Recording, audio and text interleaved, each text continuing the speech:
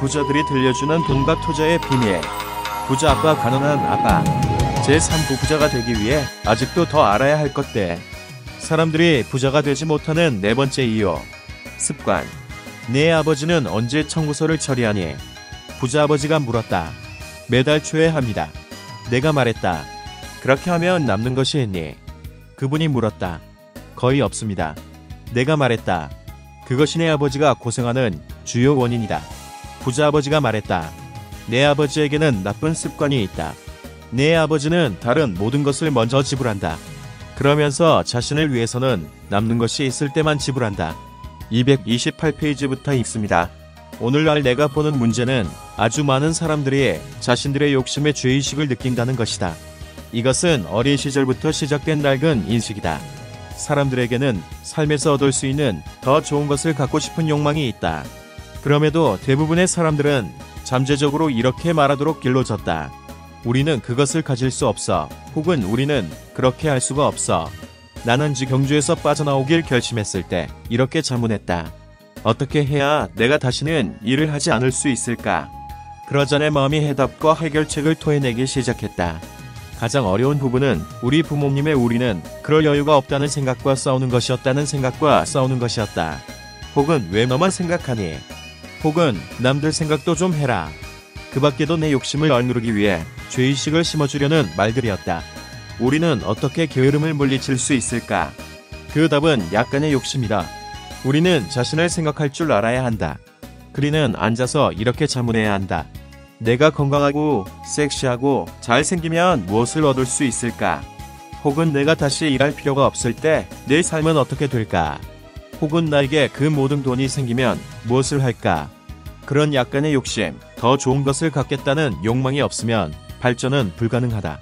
우리의 세상이 발전하는 것은 우리 모두 더 좋은 삶을 갈망하기 때문이다. 새로운 발명품이 만들어지는 것은 우리가 더 좋은 것을 바라기 때문이다. 우리가 학교에 가서 열심히 공부하는 것은 더 좋은 것을 원하기 때문이다.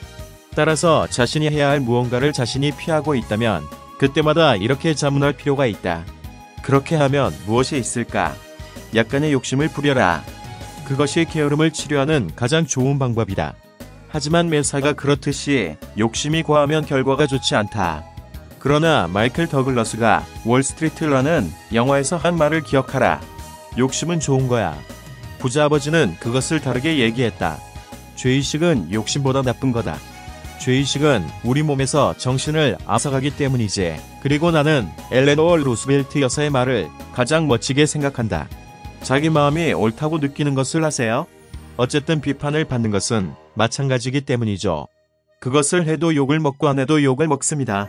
사람들이 부자가 되지 못하는 네 번째 이유. 습관.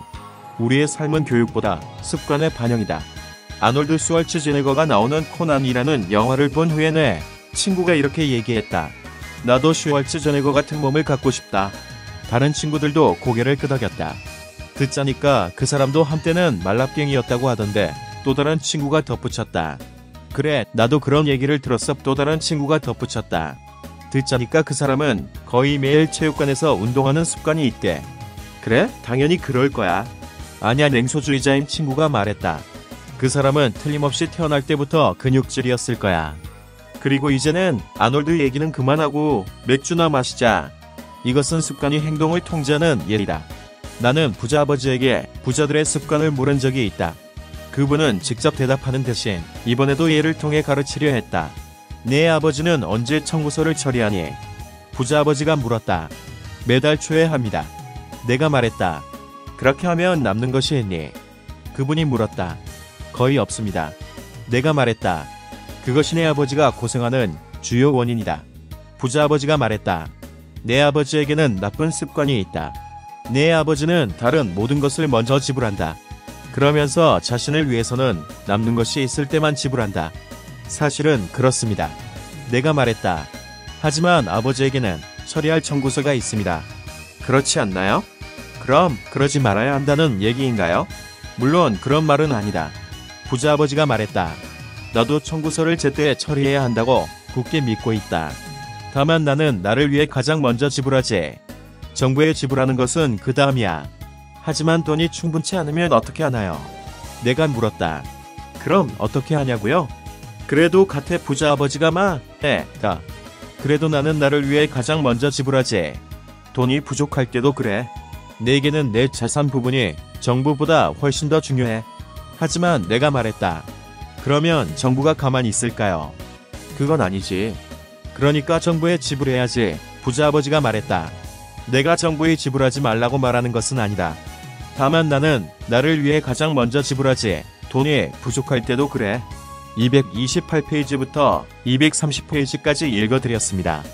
강남부자 따라잡기 R&D 재테크투자연구소 제공. 감사합니다. 추신. 투자는 예금을 반드시 이긴다. 예금을 이기는 방법. 자기주도 학습으로.